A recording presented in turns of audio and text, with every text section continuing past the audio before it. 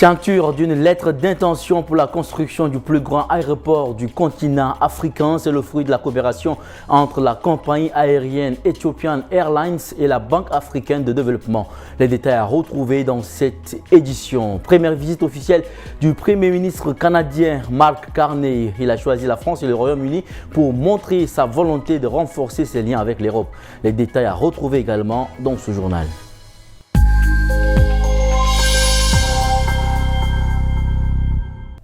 Mesdames et messieurs, bonsoir et bienvenue sur Tchad Info TV. Il doit devenir le plus grand aéroport du continent africain. La Banque africaine de développement BAD et la compagnie aérienne nationale Ethiopian Airlines ont signé une lettre d'intention pour développer un nouvel aéroport international en Éthiopie. Avec ce méga projet, le pays affirme ses ambitions dans le transport aérien. Le futur aéroport dont le coût est estimé à près de 8 milliards de dollars, plus précisément 7,8 milliards de dollars. Le communiqué ne donne pas de détails sur le montant de la participation directe de la BAD. L'aéroport sera situé à Bishoftu, à une quarantaine de kilomètres au sud-est de la capitale Addis Abeba. Les autorités éthiopiennes entendent ainsi répondre à la forte croissance de la demande nationale et internationale pour le transport de marchandises et de passagers. L'actuel aéroport international de Bolé, qui atteint ses limites, enregistre chaque année 17 millions de voyageurs. L'objectif des autorités est de tripler la capacité d'accueil du pays pour atteindre d'ici 2040 60 millions de passagers. Ce méga projet dans les cartons depuis 2018 illustre les ambitions de la compagnie aérienne nationale Ethiopian Airlines, numéro 1 en Afrique. Il doit aussi renforcer le statut de l'Éthiopie comme plaque tournante du transport aérien sur le continent. Si le communiqué ne mentionne pas la date de mise en service, les autorités éthiopiennes avaient évoqué en août leur intention de faire décoller les premiers avions en 2029. Le nouveau Premier ministre du Canada, Mark Carney, a choisi la France et le Royaume-Uni pour sa première visite officielle à l'étranger. Il est à Paris ce lundi 17 mars. Ce choix stratégique envoie un message fort. Le Canada veut diversifier ses alliances et renforcer ses liens avec l'Europe en s'appuyant sur ses deux partenaires historiques. Mark Carney a choisi Paris pour faire son entrée sur la scène internationale en tant que Premier ministre du Canada. Il est reçu ce lundi par le président Emmanuel Macron à l'Élysée pour un déjeuner de travail.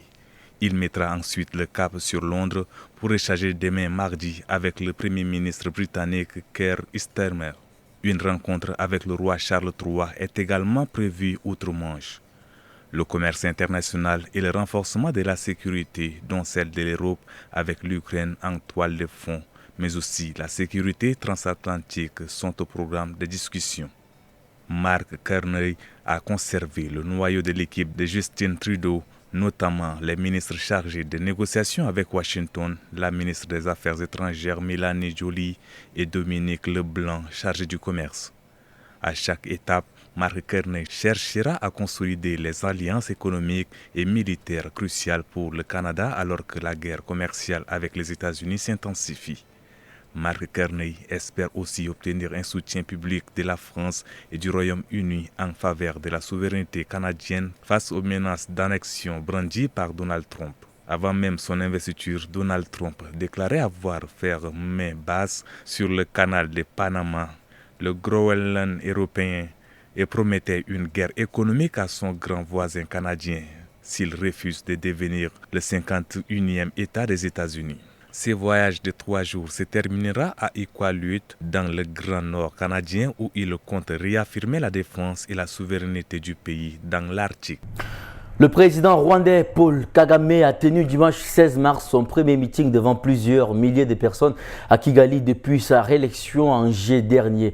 Un rendez-vous avec un sujet central, le conflit dans l'est de la République démocratique du Congo. L'occasion pour le chef de l'État rwandais de dénoncer les sanctions internationales contre le Rwanda et le rôle joué par certains pays, en particulier la Belgique, dans la mise en place de ces sanctions. Paul Kagame est également revenu sur l'évolution des négociations régionales pour une sortie de crise.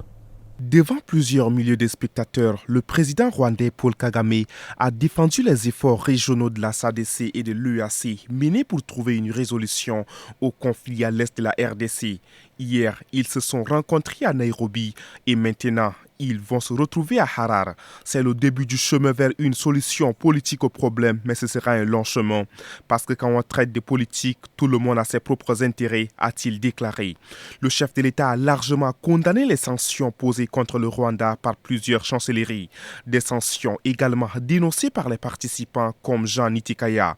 Il y a un processus diplomatique par lequel ces problèmes peuvent être réglés. On ne veut pas de ces sanctions pour notre pays. On veut pouvoir continuer de suivre la trajectoire de développement. Dans un discours viril, le président a condamné le rôle de la Belgique perçue comme l'initiatrice des mesures punitives contre Kigali. Pour beaucoup, affirme dans les tribunes Frédéric Sibomana, la position rwandaise dans le conflit n'est pas écoutée. En tant que Rwandais, ça m'énerve. On dirait que certaines forces veulent nous enlever notre stabilité. Je pense que la communauté internationale doit reconnaître la vérité que nous voulons partager. Selon dit, un conseil de l'Union européenne doit statuer sur le potentiel sanctions individuelles visant des personnalités liées à l'offensive du M23 soutenue par le Rwanda. Selon dit, un conseil de l'Union européenne doit statuer sur les potentielles sanctions individuelles visant des personnalités liées à l'offensive du M23 soutenue par le Rwanda à l'est de la RDC. Depuis quelques jours, la rumeur court que l'organe des ministères des Affaires étrangères de l'Union européenne qui se réunit aujourd'hui inscrirait sur sa liste 9 nouvelles personnalités rwandaises ainsi qu'une entité pour leur rôle joué dans le conflit à l'est de la République démocratique du Congo. Une liste qui était déjà prête mais qui avait été retoquée en février 2025. Si le Congo n'est pas à l'ordre du jour du Conseil des affaires étrangères, de nouvelles sanctions individuelles seront imposées ce lundi contre 9 personnes et une entité avec interdiction de se rendre en Europe et gel de leurs avoirs. La liste avait été établie lors de la précédente réunion des ministres de l'UE le 24 février. Le Parlement européen avait demandé le gel de l'aide budgétaire directe au Rwanda jusqu'à la rupture de ses liens avec le M23. Cependant, le Luxembourg avait opposé son veto plaidant pour attendre les résultats des processus régionaux de l'EAC et de la SADC. La réunion des ministres de ces deux organisations régionales prévue le 28 février a été reportée au 17 mars. Face à ce blocage, certains États membres ont pris des mesures unilatérales. L'Allemagne a suspendu son aide au Rwanda le 4 mars. Les États-Unis avaient déjà imposé des sanctions individuelles le 20 février contre James Kabarebe, conseiller de Paul Kagame, et Lawrence Kanyauka, porte-parole du M23, ainsi que contre leur société écran au Royaume-Uni. Le Royaume-Uni et le Canada ont ensuite suivi. Le Rwanda dénonce ces sanctions. Elles vont à l'encontre des processus de médiation africains, affirme le ministre rwandais des Affaires étrangères.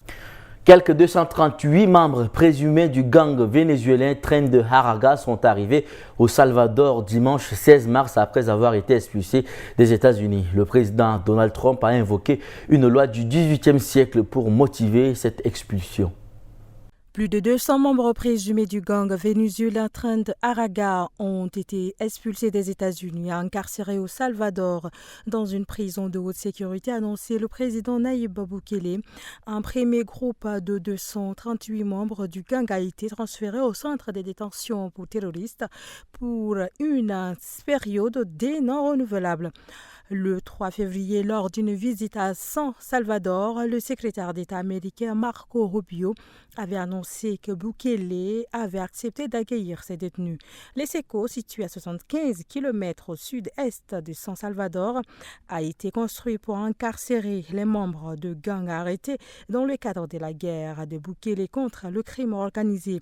Donald Trump a ordonné l'expulsion des membres du Tren de Aragua en vertu d'une loi de 1798 utilisée en temps de guerre, mais cette décision a été bloquée par le juge James Boasberg, qui a suspendu l'expulsion pendant 14 jours.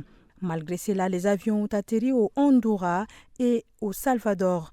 Les alliés de Trump ont soutenu cette décision. La ministre de la Justice, Pam Bondi, a dénoncé une atteinte au pouvoir présidentiel.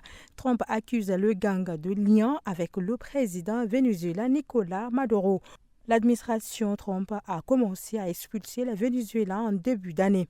Le Venezuela organise aussi des vols de rapatriement dans le cadre du plan Retour à la patrie. Plus de 7,8 millions de Vénézuéliens ont immigré ces 10 dernières années. C'est la fin de cette édition. Mesdames et messieurs, merci de l'avoir suivi. Très bonne suite de programmes sur Channel Info TV, votre chaîne d'information.